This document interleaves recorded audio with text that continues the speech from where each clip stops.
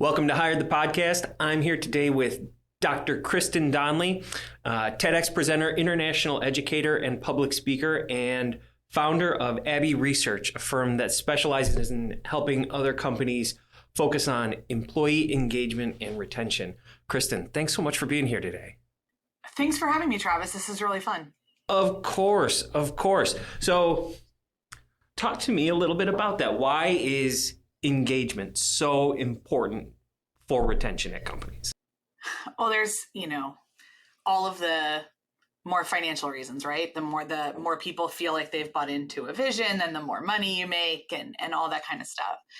But which is not small. A huge part of business is making payroll and keeping the lights on and doing all that kind of stuff. But another huge part of business is making sure that your team is safe emotionally, physically, and providing them a place to be their personal best professional selves, allow them to thrive. And to me, that's what engagement really means, is that your staff knows that you have their back and that everyone there knows their job and they're all doing it effectively. And that then leads to more personal fulfillment for your staff. Whether or not they find fulfillment in their job, they at least know that they're safe and wanted there. But if they are somebody who finds a lot of fulfillment in their career and in their tasks, then I think it's a huge part of your job as a leader to make sure that there's ways for them to do that. So engagement's important because, replacing somebody is 150% of their salary. Hiring is annoying, like we all know it is. It's just annoying. And very few of us actually have the time to dedicate to do it really well. Yeah. So there's all that stuff. But I think the stuff that's often not talked about when it comes to engagement is that you work with people and people need to know that they matter. And if you aren't doing the work to make sure that they know that they matter, not entirely sure that you deserve to be in charge of people. That's interesting. And you mentioned that word safe a couple of times, and we talked about that before. That I think you said, and correct me if I'm misquoting, but feel that your primary job is to keep your employees safe. I do, yeah. I've never heard anyone put it like that before. Tell me what that means to you. Sure. So I co-own a network of companies with my baby brother, actually, and we took it over from our dad. And so I've been around this business for around 33 years. And I can do the math because he bought it when I was 7 and I'm turning 40 in a couple months. But it's the biggest, the flagship of our network is manufacturing company, where OSHA is a big part of our daily conversations. And so it's always been impressed upon me my whole life that our job as employers was to do absolutely everything possible to keep our employees physically safe. We go above and beyond OSHA stuff because of our own ethic. But then the older I got and the more I started talking about the ins and outs of things with my dad, and the more I started realizing how the world works, to be completely honest, I realized that making payroll was a huge part of keeping them safe. Mm-hmm. And being the person that if a customer got mouthy, we're the ones that get on the phone, made them safe. And then in the last couple of years, since post lockdowns, we've been very fierce with boundaries that our folks can be with their family when they're home and be here when they're here as much as possible. We don't believe in a separation, but the more I think about that and how carefully we enforce, no, we know you're a workaholic, so we're not giving you a key to the building kind of thing. The more that's about keeping them safe. Uh-huh. And so it's a huge thing. It's the best way I know how to say it. If I do my job and they are physically, emotionally, spiritually, economically safe in this place, then I don't have to worry about taking care of my customers because they'll do it. So how do you teach your customers to practice those same things? It's a great question. I think sometimes we do it by if you start to be terrible to any of our employees, you get my brother on the phone real fast and his patience is real short with that. If you don't treat our employees like a human being, you're going to find out pretty quickly that doesn't fly around here. We're lucky though that we work with, all of our customers are obviously wonderful. And we have a lot of long-term relationships because we happen to be a pretty exclusive supplier in a lot of ways. Mm-hmm. So on the manufacturing side, they know our standards. But then when I do, I run Abbey Research, which is the training division of this, that we go out and I help other companies do the same thing. And to have the same kind of mindset that we do here at Abbey companies, that you can always, in a certain way, people are a non-renewable resource. If you know what you're doing, you can either always make more money or it's time to shut the business down. You can't always get good people. Like, people are the non-renewable resource. And so, yes, I have to keep the lights on. Yes, we have to make payroll. Yes, we have to do all of that. But if our turnover is excessive and our folks don't like working here, what are we doing? So I go and teach other people how to do that. And a lot of it, to be completely honest, is simple mindset shifts.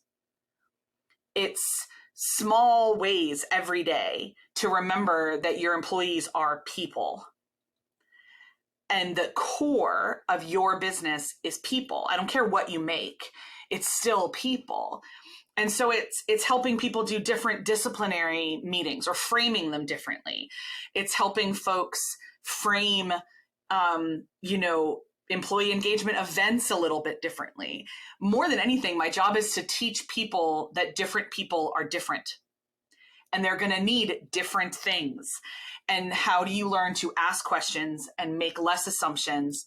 And that inherently creates engagement because you become more trustworthy and you become a person they know is keeping them safe. A lot of this is subconscious. Like, I don't think if we went outside and I grabbed one of my employees and I asked them to describe my job, I highly doubt any of them would say Kristen's job is to keep me safe. They'd probably say Kristen's job is to crack jokes and Kristen's job is to make sure the snack cabinet is full. I don't actually know what they'd say, but I doubt it would be safe. But when people feel safe, things happen. Growth happens. When people don't feel safe, when they don't have those basic emotional needs met, no growth happens. Mm-hmm. Well, you talked just there about we're all different. There's all of these differences. And I don't want to steal too much thunder from your TED Talk because I think everybody should go out there and watch it. I mean, great investment of 17 minutes. But you talk so much about the difference between diversity and inclusion, mm-hmm. and how you think we've accepted tolerance as a baseline, and that's crushing mm-hmm. our ability to grow with each other. I was so fascinated about that. I kept thinking about it. We talk so much about tolerance, but I was thinking about the root word of it, tolerate. Mm-hmm. Tolerate is when I went to my grandmother's house and she made her really shitty meatloaf. I wouldn't mm-hmm. tolerate it. Mm-hmm. That's not a good thing. Tolerance is not a good thing. So I'd love to talk to you more about how you developed your ideas on diversity and what that means and how to identify that we're all different, but we all have similarities. Wow, that's such a great question. I mean, yeah, I always say tolerance is simply saying you're alive because it's illegal to kill you. Like, that's all tolerance really is. How did I come to it? I mean, I think I've been in leadership in youth ministry groups in my church when I was growing up since I was like 11, doing event planning and things like that.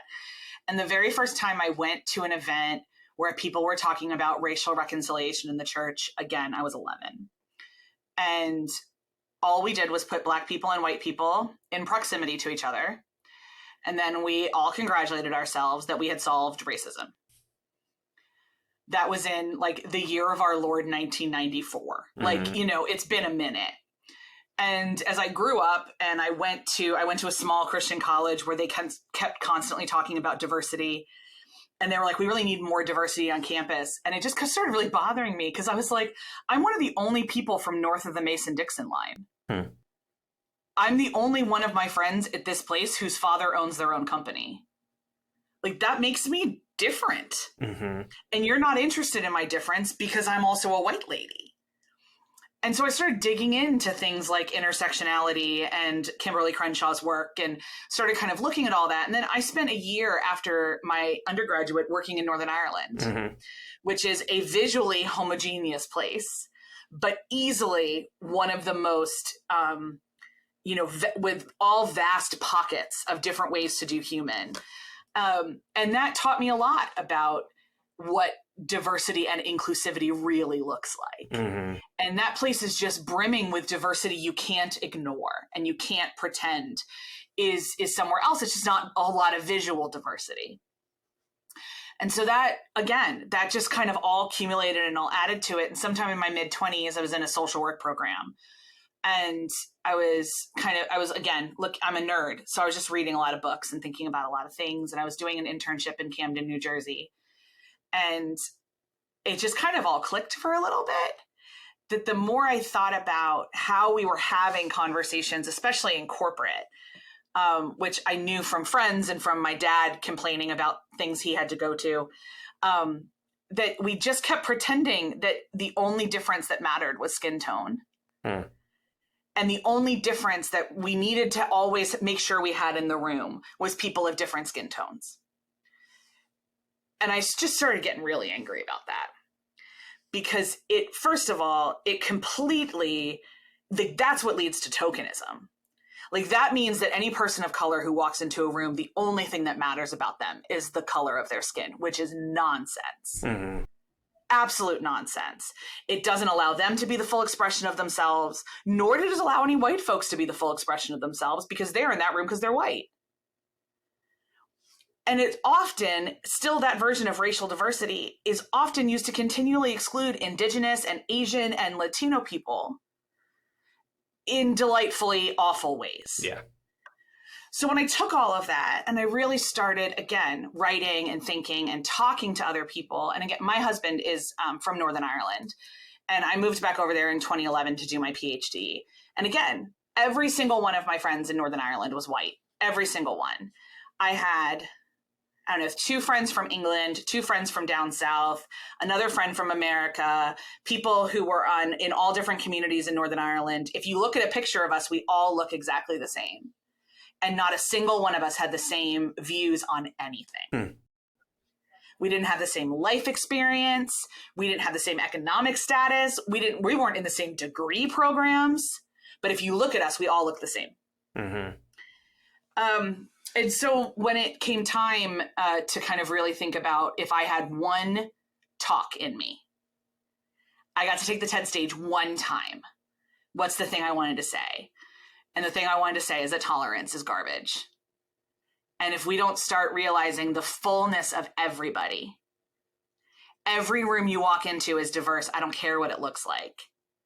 Because you as a person are diverse. You are not just whatever you look like. You are also a product of your home life. You're a product of the faith you were raised in or not raised in, a product of the state you were raised in.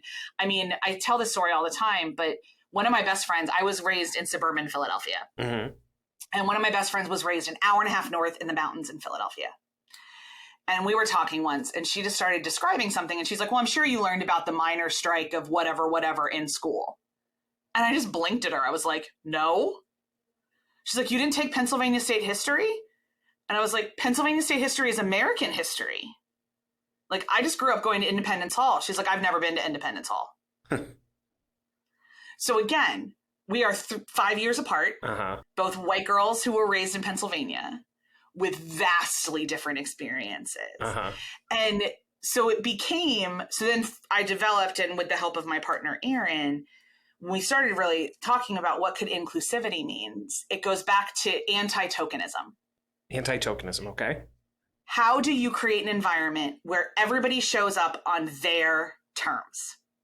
And they get to bring to the table whatever they want.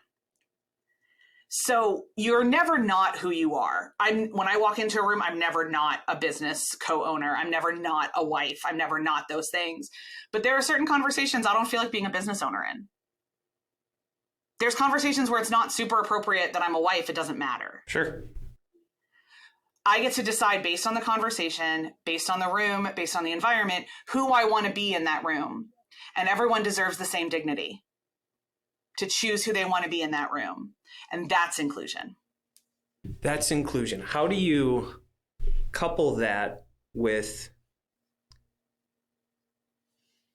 so many groups that have been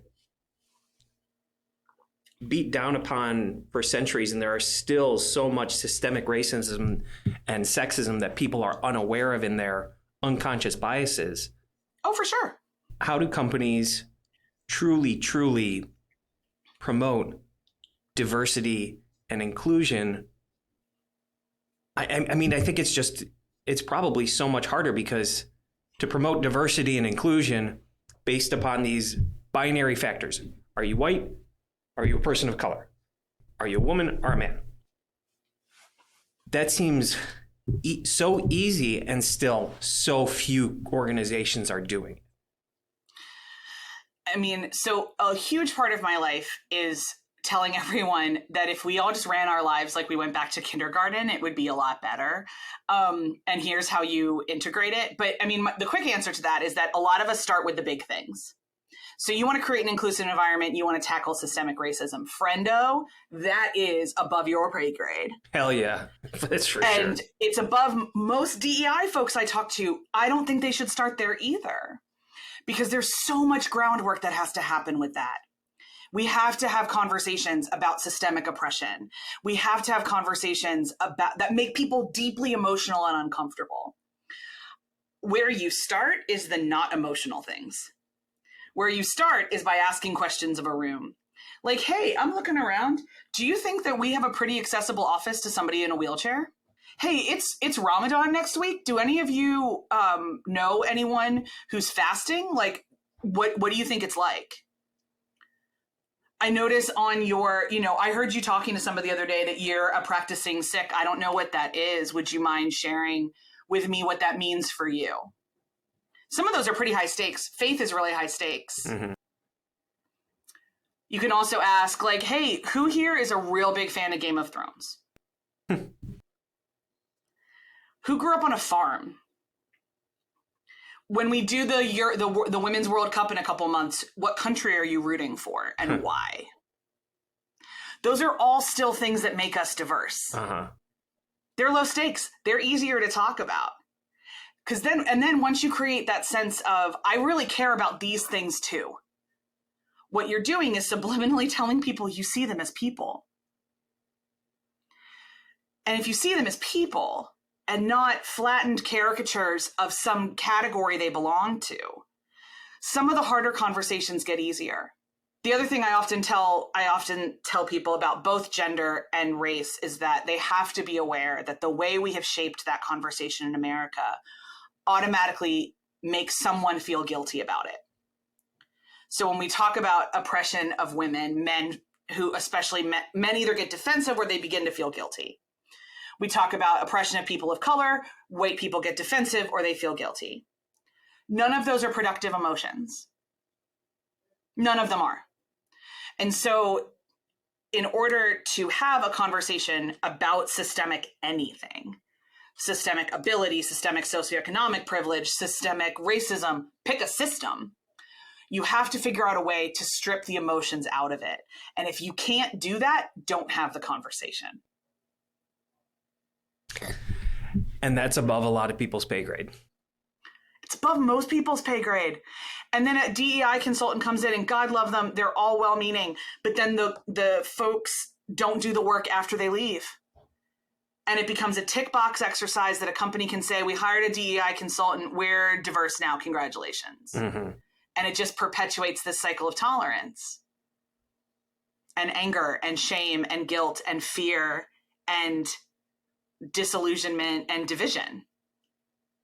You got to do the simple but super hard thing of seeing everybody like a person. So where does a company start? Where does a leader start and say, I want a diverse organization. I want to recognize my people as people. I'm committed to having diversity of thought and ideas and backgrounds. Where do they start? I mean, other than making that decision and being able to see that it's something to focus on, where do they start from there? somewhere. I know that sounds really simple, but so often I find that business leaders want to make everything strategic. Sometimes you just pick a thing and start. So, but I always recommend the low stakes stuff. So like legitimately set out 10 jars this summer, pick the 10 finalists for the World Cup and have people start voting with something about who's going to make the finals. Do a fun fact every week about the country those folks come from. I'm a big believer in food. So like do a team event where everybody has to bring their favorite childhood meal and share it with everybody else. Like all of that is going to depend on what size of team you have, what industry you have, like all that kind of stuff. And I love to brainstorm these kind of ideas with people. So please, anyone listening who's like, I don't know what to do, get in touch with me and I'll brainstorm these with you. I adore it. It's my favorite thing to do. But my biggest tip is find something low stakes and start there. So like, gosh, do an Oscar pool. I don't care. Like if you're in a city that has a really good sports team right now, have fun with that somehow. It's not going to hit everybody. You're not going to do it perfectly. But what you want to do is just engage humanity. So like here, obviously we're in Philly and Philly has a significant relationship with its sports teams. And so like when the Eagles won the Super Bowl back in 17, 18, whenever that was, my brother and I weren't owners, but we were leaders at the time. And the decision that we made was if anybody wanted to go to the parade, we wouldn't dock them a sick day. Uh-huh. If you wanted to stay and work the day, I bought you free lunch and you got some other perks. But we weren't going to dock you a sick day or anything else if you went to the parade. And I know so many other companies that didn't do that. So many other companies that made people take sick days. And like, it's a massive cultural celebration. A lot of people didn't care. And I was here for them for that. I also hate crowds. I don't do parades. My brother's like right down by the Rocky statue in a human crush and loving his life. So that's silly, but it's not. It's not at all. No. So start with the low stakes stuff. Start again somewhere. Recognize really quickly that you're going to screw it up. Get real used to saying that you're sorry. If there's a population you want to start with, do some Googling first so that the person that you're engaging with is not your human Google and you can ask informed questions. So for example, let's say you have one person from, I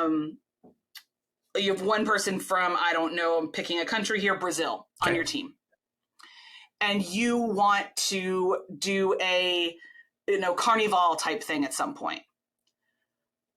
You go to them with questions of like, hey, I know this is like I've researched and here's the things that I think we could do. Do any of those resonate with you? Do you want to be involved in this? You don't go to them and say, hey, you're Brazilian. You now need to be in charge of our carnival celebration. That's lumping them into, that's solely identifying them by that one thing only. And then you also have to respect if they look at you and say, please don't do this.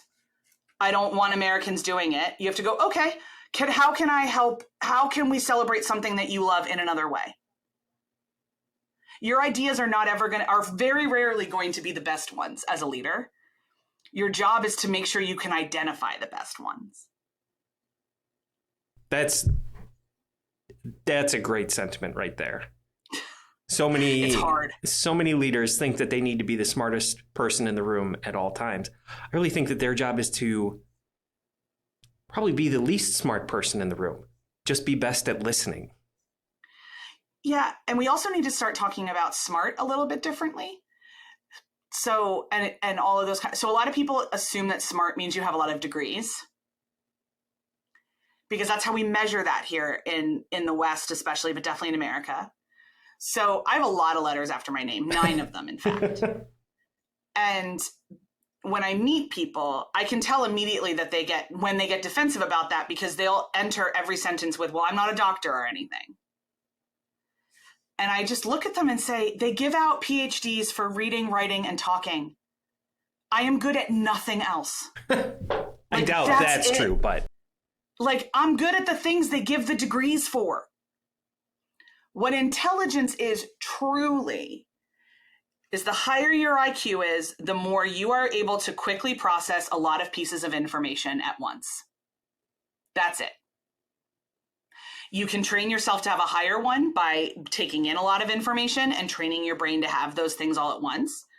But your IQ could be 101 and you're still the smartest person you could be the janitor and be the smartest person in the building because your brain works where you can hold a lot of information at once. That's it. You can process and hold a lot of information at once. It doesn't have, again, if you want to grow your intelligence, there's lots of ways to do it. Reading widely, meeting other people, enriching your life, et cetera, et cetera. None of those things, does processing a lot of information at once make you a good leader? It can. It can also make you obnoxious and really hard to work with. Intelligence doesn't have anything to do with leadership, except that at a certain point, you do begin to realize that your brain is too full and you need other people to help you. Uh-huh. And that's it. I definitely have the most degrees in my building, hands down. I have the most letters after my name. I am 0% the smartest person in this room. Especially with certain things. I don't know how to make our products. I have no idea. I don't know the customer history of most of our customers. So when I need a question answered or I don't know anything, I'm going to sit there and be like, I need you to talk to me like I'm a kindergartner. I don't understand chemistry. Help me understand why this process just went wrong. Mm. Well, now you're talking my language, because that's a mountain that I'm willing to die on, is that people focus too much when they're hiring on degrees and past direct correlation experience. Absolutely. And I think they miss out on the ability to hire so many tremendous people to help enhance their organization because somebody doesn't have a specific degree they need and a specific experience doing the exact job they're going to be doing. Completely agree. I mean, we've got some positions here that I need you to have a degree in. Sure. If you're going to be one of my chemists, I need you to have a chemistry degree. I would like my doctor to be a doctor. I would like my lawyer to have passed the bar. Yeah. Like, there's some things that we do with that. And there are some experiential skills that I'd like people to come in with. So when we were just recently hiring for an administrative assistant, I wanted somebody who was comfortable on the phones. Mm-hmm. Because I didn't have time to train somebody to answer phones. I didn't care what their job title was. I didn't care if they did it at a nursing home or they did it at a high school or they had done it in manufacturing. I don't care. I just needed them to be able to answer a phone. Mm-hmm. I generally care if you graduated from high school, I'll be really honest. Okay. Or for office jobs. For the simple reason that makes it, that proves to me that you've finished something. Okay. But if you come to me or your GED, I don't care. But if I get a cover letter that's like, hey, I was taking care of my mom, or I used to make really terrible decisions and I want to make better ones. Sounds good. I don't ever need a college degree for anything again, except for my chemists. Please have a chemistry degree. But if we start, looking for another leader, none of us here have MBAs. I'm not going to ask for that. Mm-hmm. When I hire a payroll assistant, I would like you to be able to use a computer and maybe have experience with payroll. But the way I've told other people to do it is scale down the bare minimum of the skills you need them to have some training in. Mm-hmm. Decide what you can train in and what you don't have time for. And then everything else is a culture fit. Yeah. And by the time they get to an interview, it should be a vibe check. You said that when we were talking before, and I love that everybody you interview is qualified for the job. If you've made it that far, I know you can do the job. Everything else is about vibe check. Do they enhance the culture? Will you help us be better? And it's why you don't play games with people once they get to the interview stage. Phone interviews are a mess. I mean, obviously, screening interviews, I've had so many people ghost me. I've accidentally ghosted other people, blah, blah, blah, blah, blah. They're on a Zoom with you with more than two of your executives, or they're in the room with you. You treat them with dignity and respect because it's a vibe check. That's all. You have acknowledged their professionalism on a level already. And so treat them with the same respect. Why are so many interviews still like a parole board meeting? I have no idea. Because people are scared.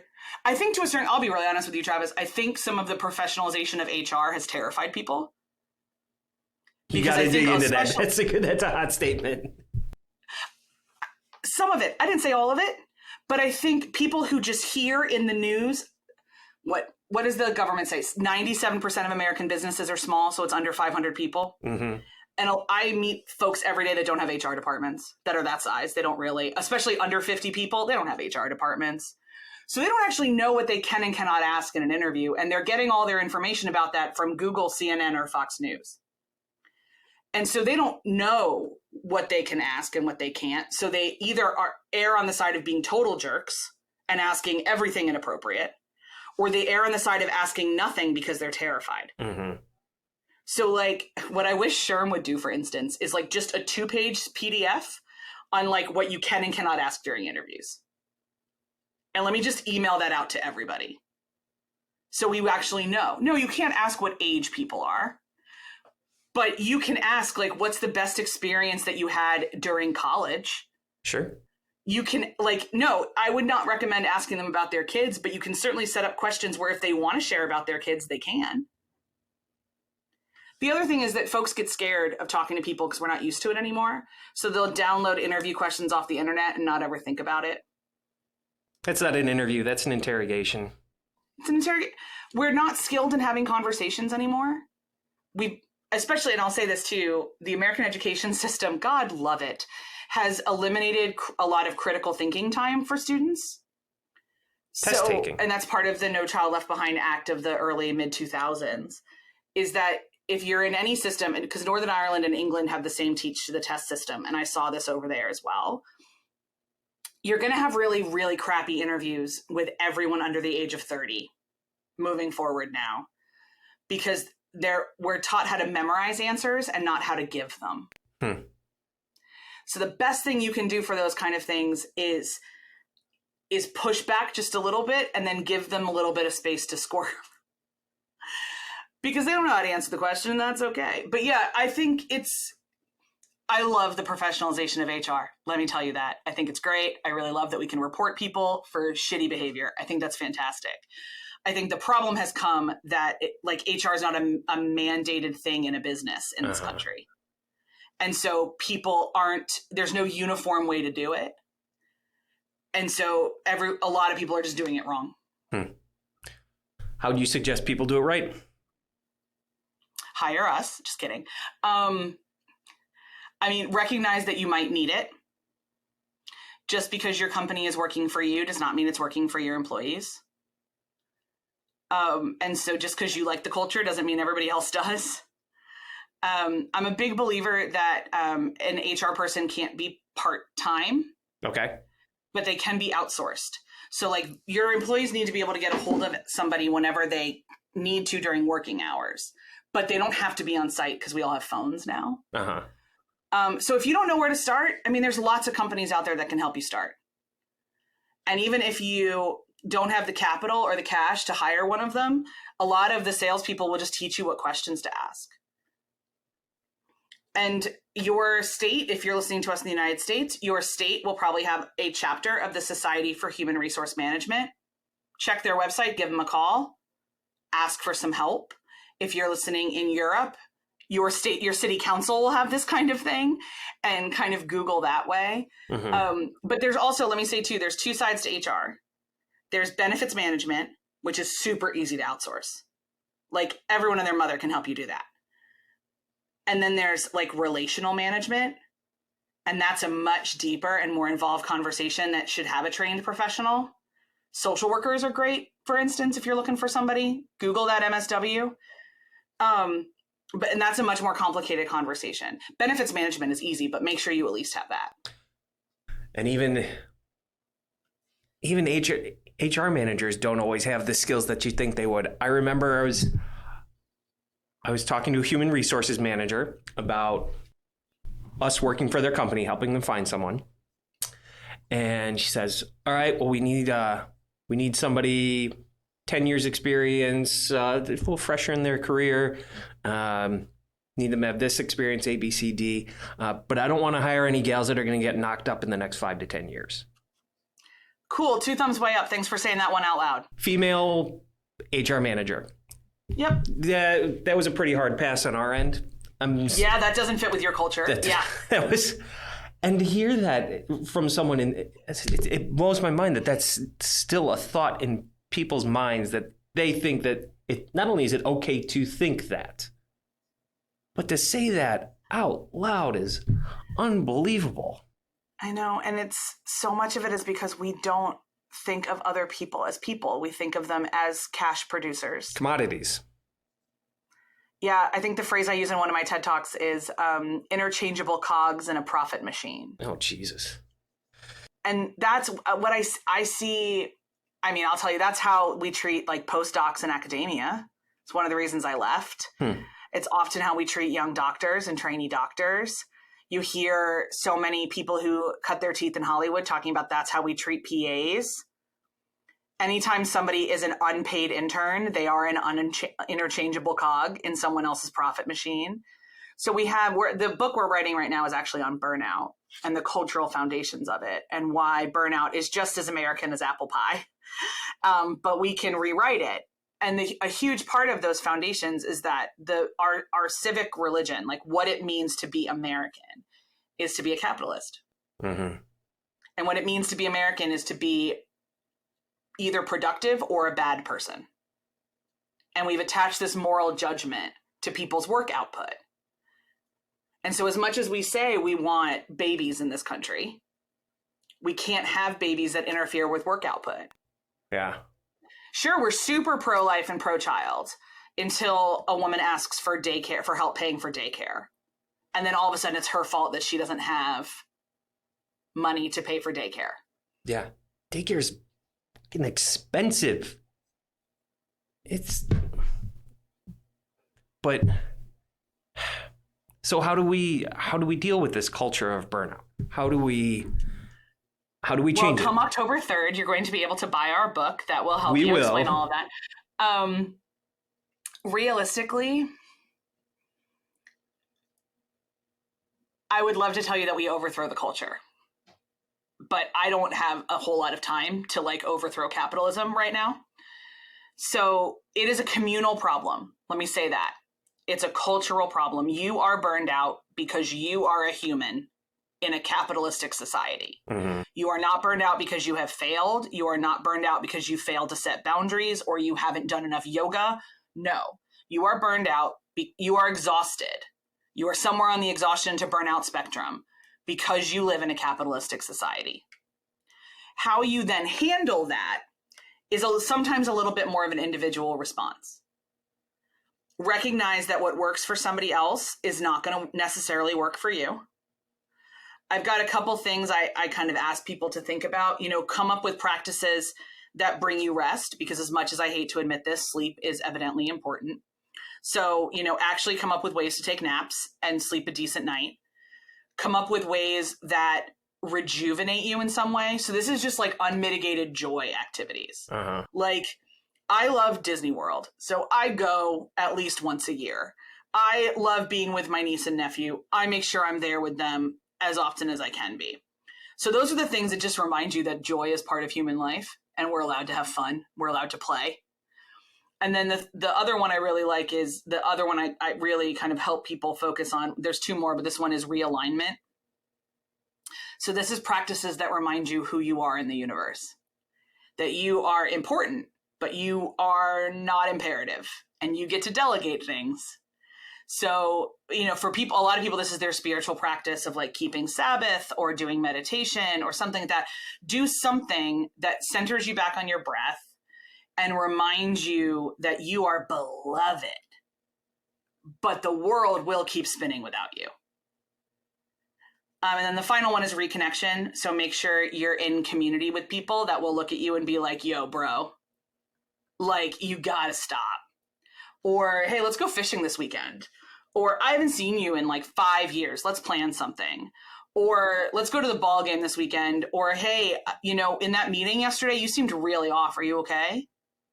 You need other people. So those are kind of my 4 steps. Whatever that looks like for you is going to be different. And obviously, I joke all the time, but we're going to unpack this a lot more in the book and kind of what to do about it. But for my money, if you are feeling exhausted right now and you don't know what else to do, think of something that makes you happy. Something that makes you happy, and carve out time to do it once a week. Start there. How do you encourage this within your organization and couple it? I mean, as a business owner, as a cog in the American capitalist machine, how do you weigh that and encourage people to not reach that level of burnout and exhaustion within your organization while still having the responsibility within your organization to keep your people safe and make payroll and make profit for the owners and to continue to raise wages within your company? Absolutely. So let me start by saying we start everybody off at a Philadelphia living wage. So that's a really important thing to us. We've also never had a layoff in 33 years, and we won't. The family will take no checks before we lay anybody off. We have fired a lot of people, but we will not lay you off. So those are core principles for us. And that makes, like, once you decide that that's a principle and those are non-negotiables, other things get, simple. So for one of the things that we do is we offer, kind of flexible time if you're a caregiver. Mm-hmm. So like you need to, take 2 weeks off to go take care of your mom who just had surgery. We may not be able to pay you for that whole time, but we'll hold your job. Mm-hmm. And we'll make sure you're not fired. It depends if we can pay you or not, what's going on, but we're going to be really honest. We offer paid pregnancy leave. And often we force our employees to take more time off than they want to, but like we will not let them come back without a doctor's note that says that they are cleared for work again. And they're like, but I'm so bored. I'm like, that is not my problem. I am going to make sure you are safe in our building. But like I joke, we've got a couple people who are workaholics. I don't give them keys to the building. They can't come in here if it's not unlocked. If you need to pick up your kid from daycare, we'll shift your schedule around. We're single shift. So, there's only so much we can do here, but we'll shift your schedule. We force everybody to take vacation days. We don't offer payouts. So we realized a couple of years ago that was encouraging more exhaustion among our employees because everyone always needs more money. Mm-hmm. And we were getting really concerned that people who also needed rest weren't doing it. So we canned the vacation payout options. We also kind of like there's banded times when you can just take a day off, because what we've learned over the years is that, February is really rough and you don't want to get out of bed, but we want to make sure that you can take that day at the beach when it's really sunny and nice in like July. So like you can't, you've got to get special permission to take a personal day in the first quarter of the year. Okay. Because we want to help you make sure you can rest when it starts getting really, really hard in August. Uh-huh. When you can't be like your kids have been home all summer and you are ready to throw them off a ledge. Like we want to give you that space. We stayed open all through lockdowns, and we let people kind of somewhat as much as we were able to determine how they wanted to show up and when they wanted to show up and kind of what that looked like. So the other thing too is I've stopped believing in precedents. So just because I treat one employee one way doesn't mean I have to treat everybody every way. There's a difference between policies and precedents. Okay. And so like, for instance, one of the, we don't actually have a written sick leave policy because everybody has, and not a sick day policy. There is an absolute written sick day policy. Sick leave is a different ballgame because if you get health insurance through us, I'm not going to fire you if you need it while you're going through cancer. Yeah. And you've run out of your sick time 3 years ago. How could I fire you and you lose your health insurance? That's insane, and to us, ethically disgusting. I can give somebody who just gave birth 6 weeks if her doctor says yes, or 12 weeks if that's what her doctor says she needs. But I'm not violating a policy ever, nor am I setting a precedent. I get to treat every employee as an individual. And I respect, we're like under 50 people. So I've got a lot more leeway that way. And I know that people who are 300-400 people are listening to this going like sod off. Like there's no way I can do any of that. But there are principles of what I just said that you can figure out how to work within your policies. It's hard, but so is leadership. It's technically why we all get paid the big bucks. But ultimately, if you want to create a culture of a culture that does not cultivate burnout, that does not contribute to any of someone else's burnout, the simplest and easiest way is to treat them like people. There it is.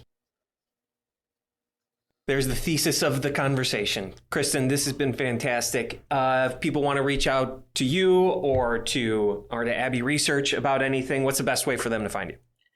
Our website is argooddoctors.com. And we'll look for your book come October. Do you know what the title is going to be yet? Yep, The Culture of Burnout, Why Your Exhaustion is Not Your Fault. There you go. This has been fantastic. Dr. Kristen Donnelly, thank you so much. Big thank you to our producer, Noah Cuff. Thank you so much, everyone, and talk to you soon.